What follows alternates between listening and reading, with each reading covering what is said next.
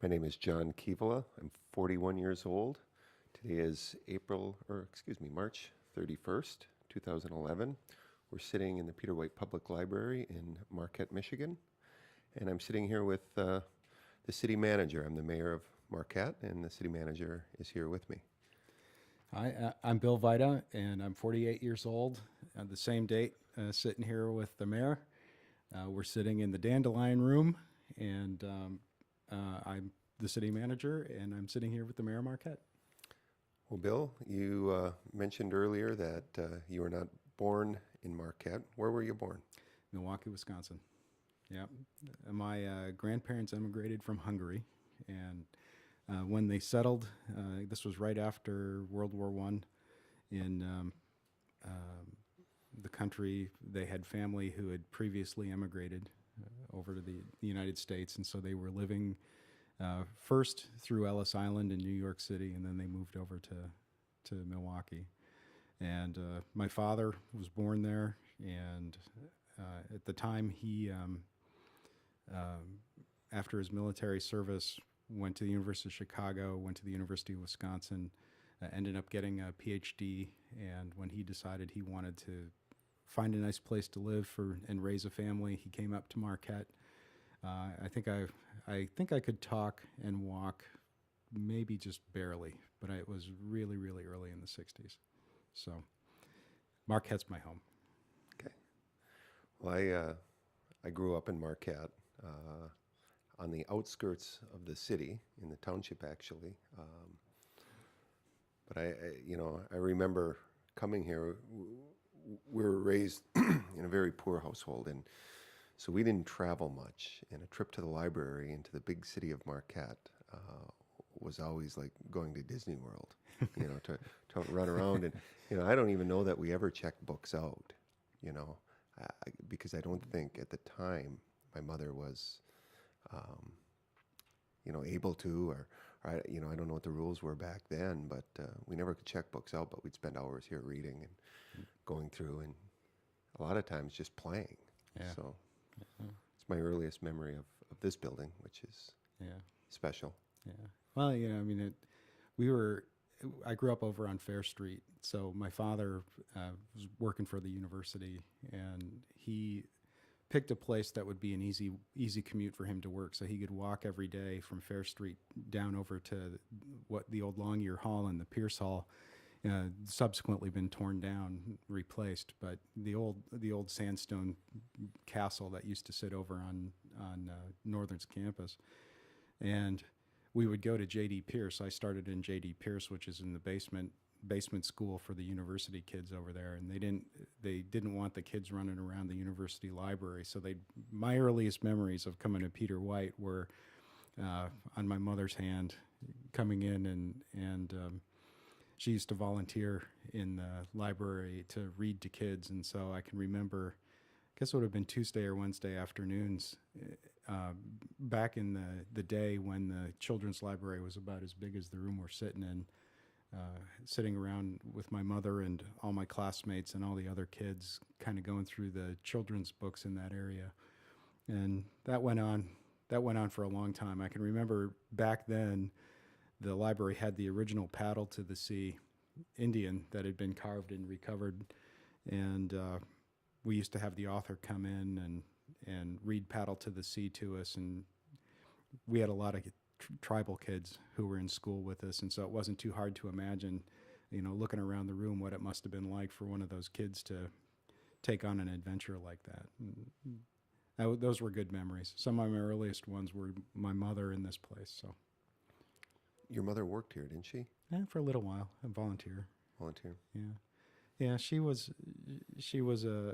very interested in data, and information. I mean, it's kind of fun for me now looking back. There's looking at the tracks of my parents through the city, all the boards, all the commissions, all the committees, everything that they would jump in on, to kind of run across their name, when we're doing some research for you on some issue. But no, the library was always our special place. She'd trained for it. She enjoyed it as a profession. There weren't any jobs in it back then, of course, but volunteering for it meant she could stay close to her kids and she could stay close to things that she really enjoyed. And so for my family, it was always kind of a great place to be. But Sure. I remember back in the 90s when they talked about the renovation here, the renovation and the expansion, being the cynic, thinking we have the internet now. Libraries aren't going to have a future. Honestly, I remember talking to people about that.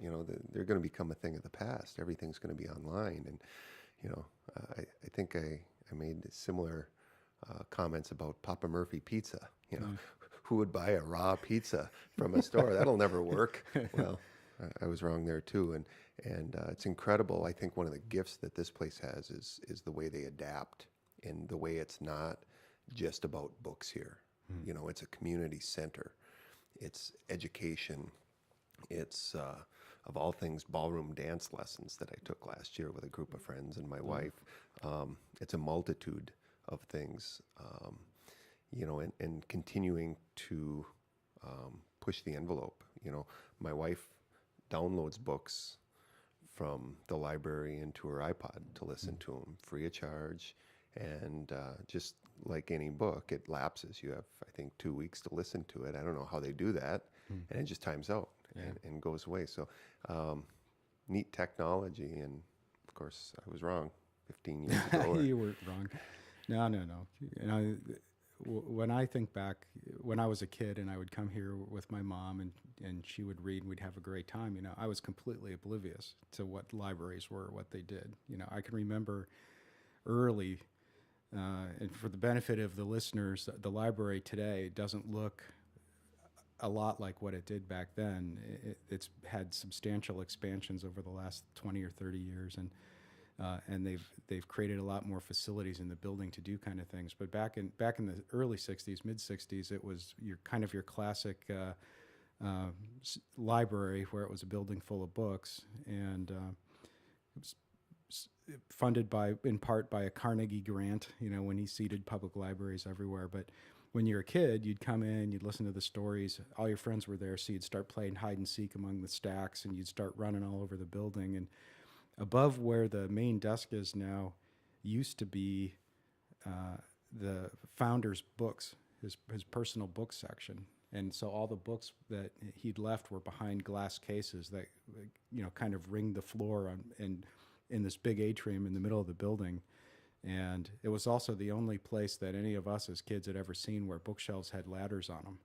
And so you could actually get on the ladder and get one of your friends to push you, and you could have quite a time up in the stacks until the librarians came and flushed you out, and you never knew what was around you. So all the kids today, they've got the internet. They know that there's a world of information out there kind of swirling around them. Back then, the only thing libraries were good for was listening, spending some time with your mom, and spending some good hide and seek time, because there were a lot of places to hide. But when you started getting older, before all this technology showed up, then you had to learn about the library and what was in it. And I can remember in junior high, the teachers would take you here to teach you how to use the Dewey Decimal System, right? And you spent half of your time trying to find what it was that you were looking for, and the other half of your time trying to take notes on it, because there was no copying technology, in the library. So it hadn't changed much up until about the 60s, maybe about the time man set foot on the moon in the early 70s.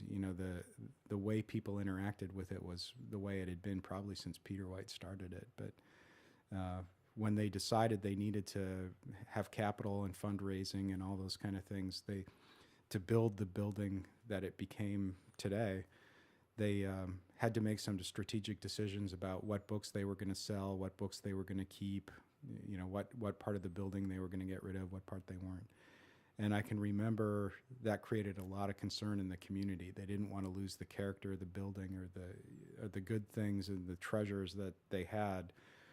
And I can remember very specifically my mom and her friends in the various different ladies' committees that were supporting the library at the time having a lot of concern about what books they were going to keep, what books they were going to ship off. or sell. They eventually had a book sale that helped finance the fund now that maintains the books that we have here um, on rotation any given day. But in the old days, I mean, these were the founders' books. You know, they were making decisions about which of Peter White's books were going to be treasures and valuable, and that they wanted to keep, and which ones that they could afford to sell to help raise money for the building and help raise money for the operation of the library.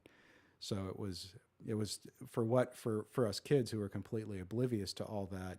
You know, the library was one thing. For the people who were struggling to keep it alive and create a vision for it to grow, and you know, replace those Dewey Decimal stacks of cards with new technology and all those things, I know it must have been pretty gut wrenching. And we're a small town. You know, I'm sure the mayor is going to get a chance to share more about that. But you know, the transition from old to new is tough, particularly in small towns. And you know, the library had its share of that, but as kids, we never saw that. You know, my fondest memories still remain, you know, having to get to know the place, but getting to know it as you grew older meant getting to understand more not just the information it had, the knowledge it had, the opportunities to really let your mind go free, but you know, the challenges it had just to keep it alive and going. And you know, walking back into it now, it's nice to see the community continue to value it and found a way to transition with it, because now we've got the First Lady's blessing as being one of the best facilities in the country. So, Well, you know, we've gotten numerous awards and recognitions for not just Marquette, but specifically our downtown. It's been recognized multiple times in the last few years. And actually, riding with the president a month or so back, when we got into his car downtown, he said, "Boy, you've got a beautiful downtown." I mean, that's pretty high praise from a fairly important person. But I always say, you know, the success of our downtown really goes back to, I think, three structures. And this was back in the 90s when downtowns weren't thriving. This building, the renovation and expansion that we undertook, the Landmark Inn, which is across the street, 6-story, empty, boarded-up building that the owners invested $6 million renovating into a beautiful historic hotel. That takes guts. That takes a lot of guts. And then the Upfront, which is the bar restaurant down the street that was literally minutes from the wrecking ball. The crane and the wrecking ball was parked out front when they got an injunction to stop it.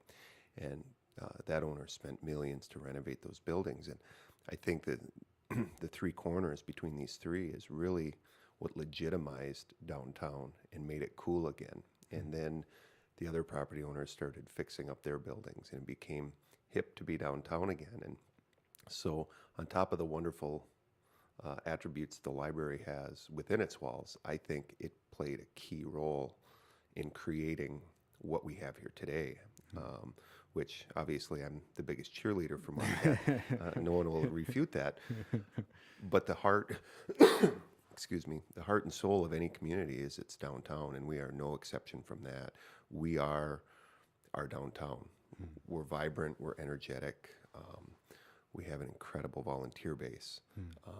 You see that at the UP 200. You see that at the bike races that are held downtown, at all the events. But really, it comes back to me, to those three buildings and three organizations that took a chance. yeah, I agree. John, do you remember maybe when times were less good here in Marquette? You know, do I remember? Yeah, I do. But being 41, you can imagine the turnaround really, to me, started about 15 years ago here. Prior to that, you know, being an adolescent, I guess I didn't pay as much attention to it. You look back now, you know, and you look back at photographs and you look back at some of the sprawl that's occurred, and you can see where it was headed and where it was. But, you know, I'm probably a little too young to recognize in its, you know, in its demise where it was failing. But certainly the evidence is there in the stores and the malls that moved out towards the township. Yeah. You know.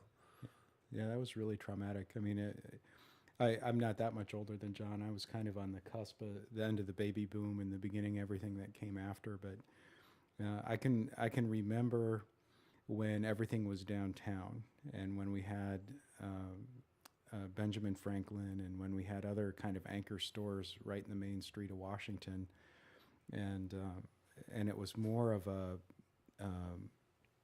neighborhood shop feel like what it had been for a long time in the surrounding areas, and kind of the company town kind of model that we had out throughout the whole Upper Peninsula. And when the first malls came in, I can remember when the Marquette Mall was built, because it essentially shifted all of the activity away from downtown out to some of the sprawl the mayor's talking about, just to our west. And the anchor shops pulled out and they went out to the mall. Some of the other shops pulled out and went out to the mall. Newer shops that were interested in starting business in Marquette didn't think first of coming downtown. They thought of going out west. And on top of that, we hit the recession, the OPEC oil shock. We had the end of the Vietnam War. We had a lot of different things going on that were creating a drain on the economy that eventually saw the transition of the natural resource industries as kind of a mainstay of the local economy here in Marquette out towards other parts of the local county. And so it put a lot of pressure on the downtown.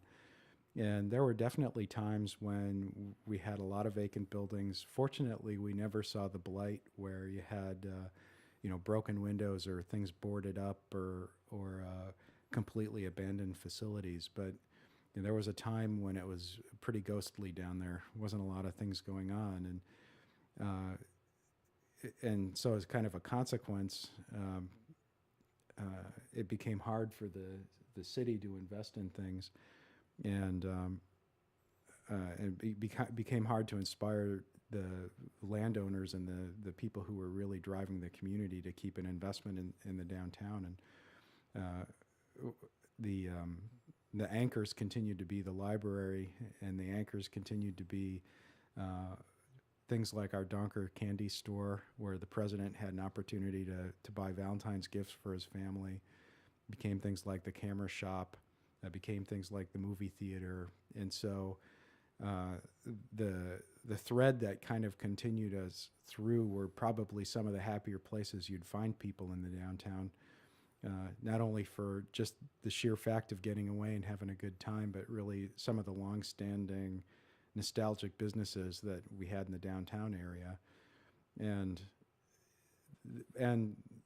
the foresight of the people at the time, who are now memorialized all across our city with parks named after them or buildings named after them, I think is well justified now. When you look around the city, it's beautiful. The investments that they knew had to continue, and the investments that they made have really reaped the benefits of it. The library being one of them. Peter White, after they raised the money they needed to do the renovations and to modernize, they built this incredibly beautiful structure. It's not just the books, it's not just the access to the library, it's the activity centers, it's the opportunity to have local artists come in and sell their art to people who are interested in buying it. It's the genealogical archives on the second floor. It's the displays throughout the building of collections of historic interest. It's all the furniture, even from the old city hall, is preserved as an heirloom upstairs. So people took those hard times, decided really what they meant, what had to stay, what had to go, and where they needed to go, and they invested in the right things. Well, talking about the downtown and you mentioned some of the shops. Donker's one of them, great, 100-year-old business. But I think what we're seeing now, which I enjoy, is really becoming the dining, entertaining district. I've got a group of friends that go out to dinner once a month, and actually tonight's our night. There's probably 10, 12 of us. And you know how many times someone suggested Applebee's? Never. The decision is always, where are we going downtown? And that's really, I think, how the mindset of a lot of people. We don't know if we're going to the Chop House. We don't know if we're going to Lanyap, but we know it's downtown.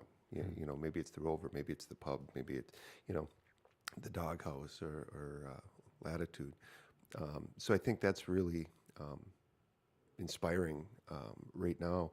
I remember years ago being in St. Louis and seeing their waterfront district where they were in the 60s abandoned brick warehouses that a bunch of businessmen bought for pennies on the dollar and converted to this gas lamp district of very few shops, but mainly restaurants, bars, and how neat that was.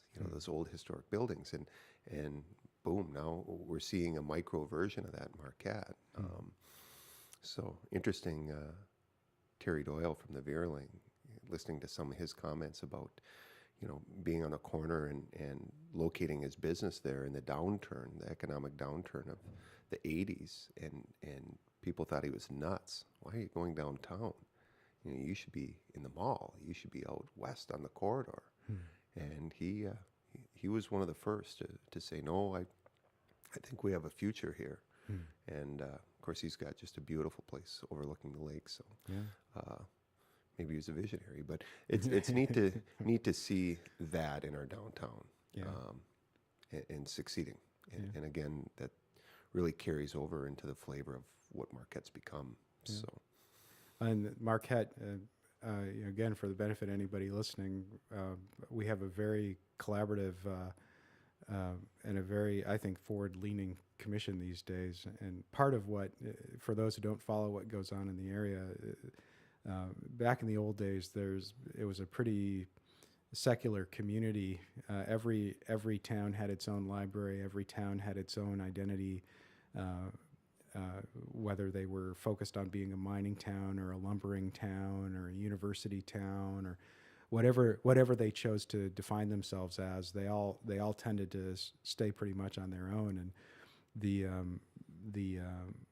Marquette community, as we've started to refer to it, we recognize that's a lot more than just the city of Marquette. That there are a lot of surrounding townships and overlapping jurisdictions and a lot of different things that if you're walking down the street any given day, that you'd be hard pressed to know who's a Marquette City resident versus anybody else. It's all kind of a very metropolitan area. And part of the success of the library has been that they've been able to maintain that outreach into other parts of the area that aren't necessarily directly served by the city, and to be able to expand their base and to pull more of that community in spite of the fact that the whole area has really gone through these fluctuating economic times. And part of the beauty of the library, part of the beauty of our downtown is it's not just city folks who get the benefit out of it, but that people within the local area, the community as we're kind of defining it, are starting to embrace these investments. So you've got a public library now.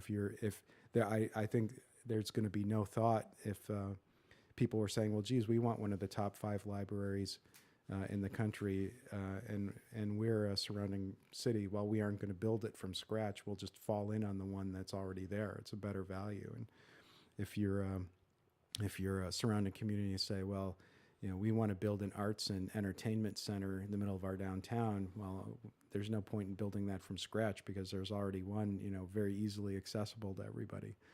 And so that changes the way we look at a lot of things that we do in the city, maybe more so than they did 30, 40 years ago. But we know that we've got jewels of the community. We as a community know that, and it's nice to see that it's getting a very broad embrace. That people are enjoying the downtown, all the great things that are going on down there. People enjoy the library still, all the great things that go on down here. And that positive momentum, that's going to give us a lot of leverage to do a lot more good things. So.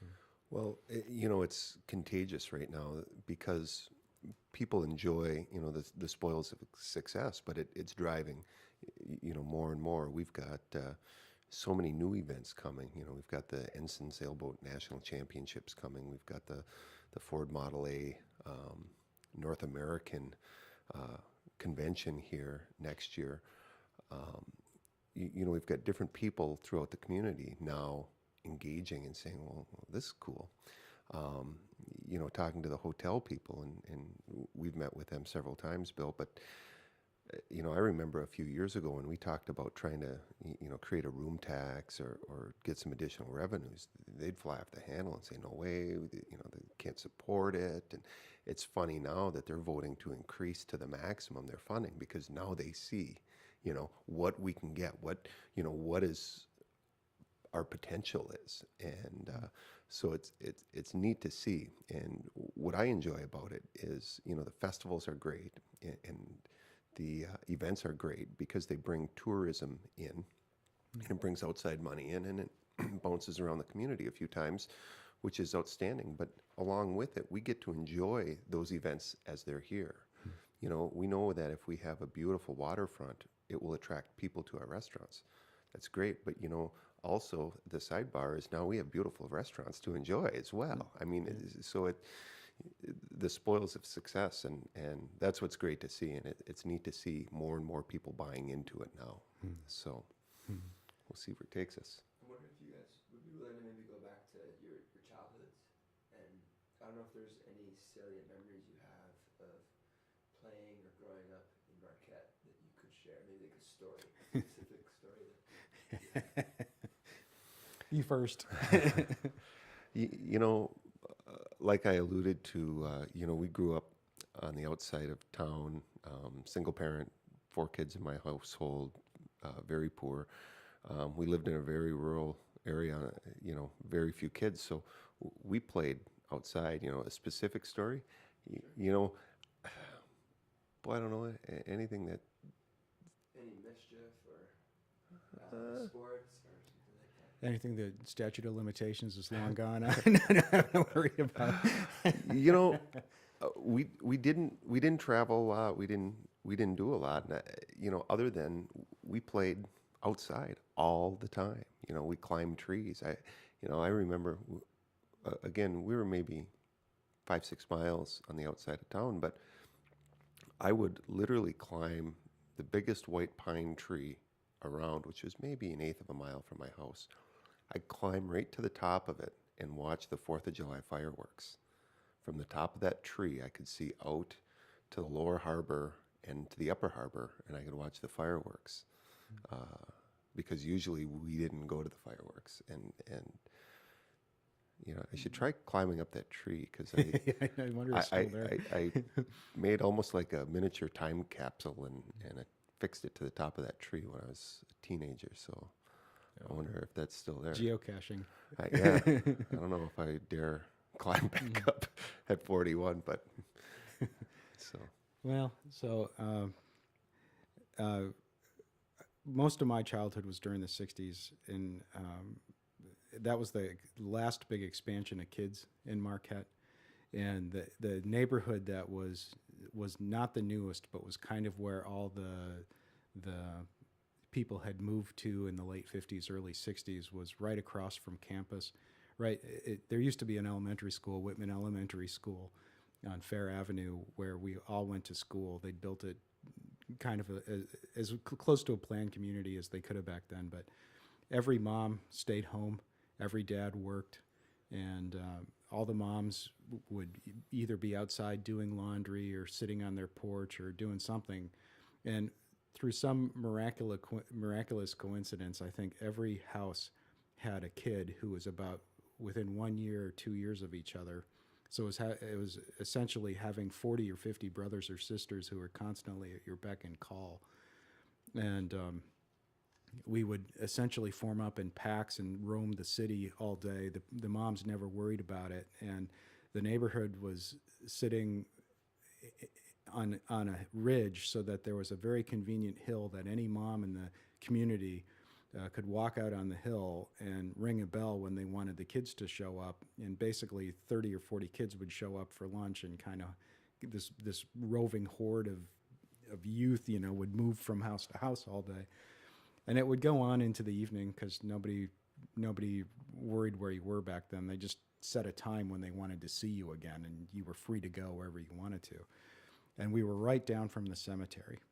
And in Marquette, they used to have a sexton who managed the city cemetery up on Park Street. And we would go in there and we would play hide and seek at night among all the gravestones. And kids being kids, right? You know, we would get loud and a little noisy. And the sexton used to have this shotgun that he filled with double-odd rock salt that he would blow off inevitably at some point to scare all the kids out of the cemetery and send us home.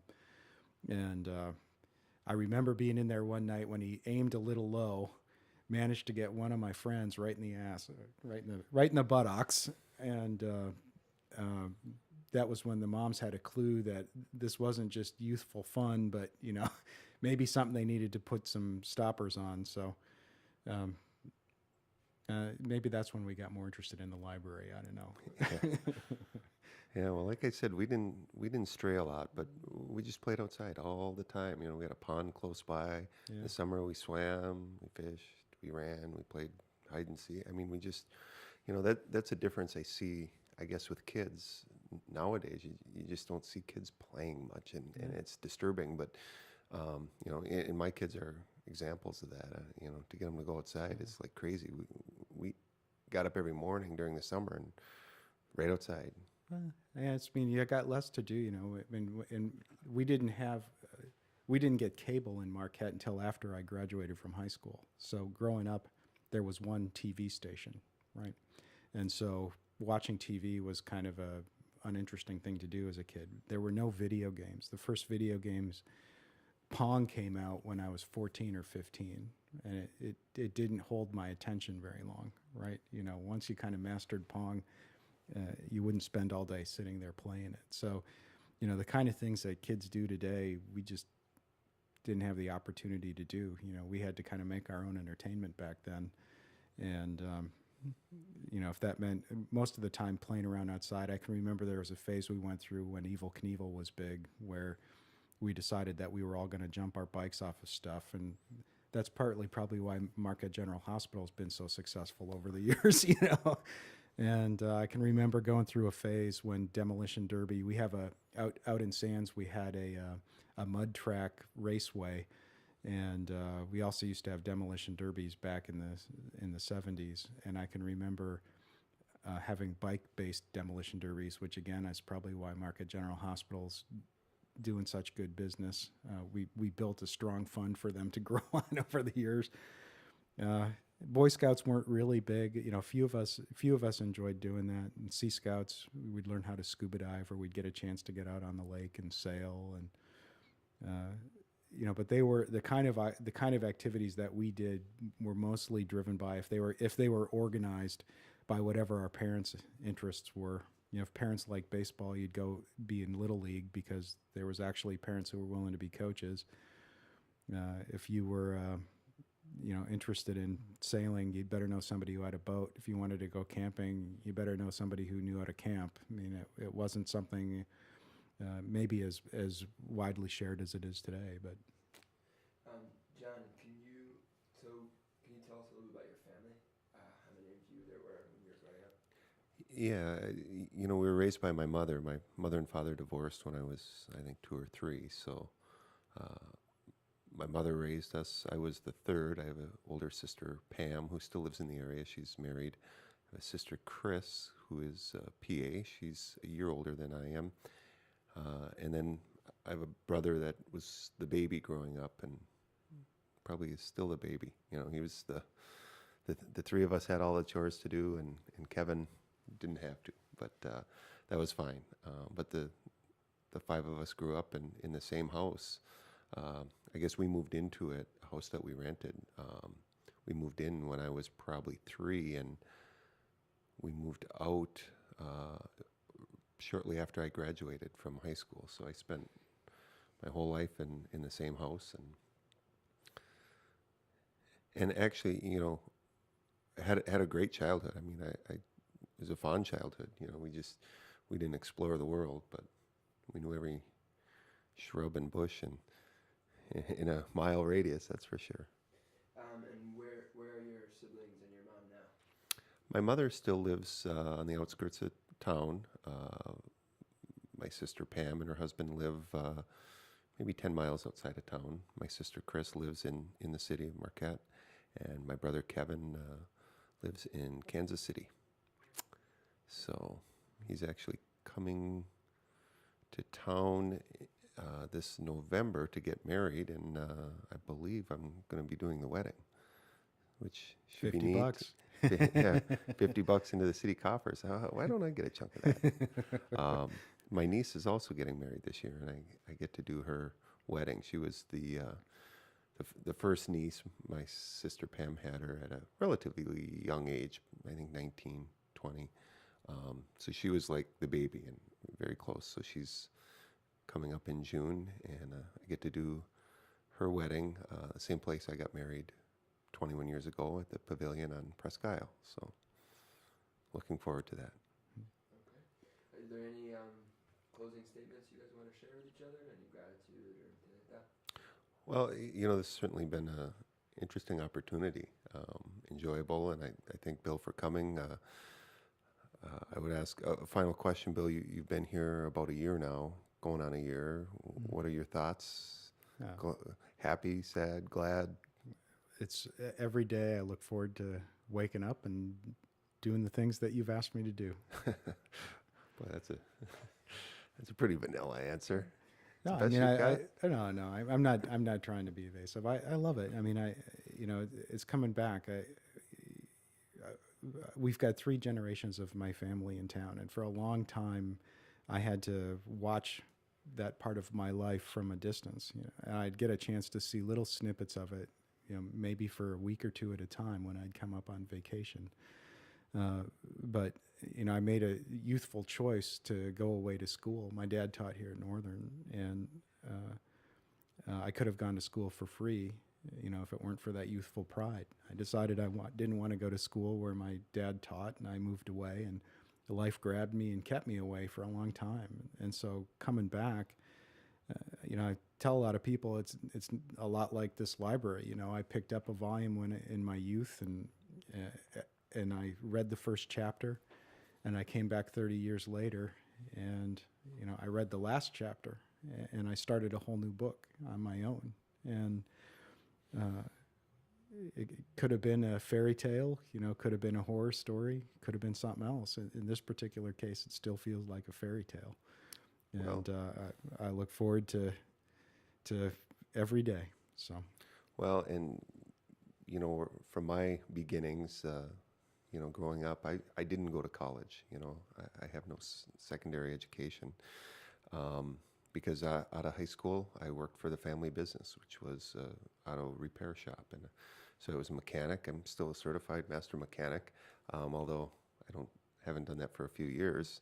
I'm into car sales now, but just interesting how young, poor, uneducated kid can grow up to be mayor of such a beautiful town. Sometimes I pinch myself, and especially when things are going so well, but how many times does that happen? And I think it's the country we live in, and that gives those opportunities. So living the dream, day at a time.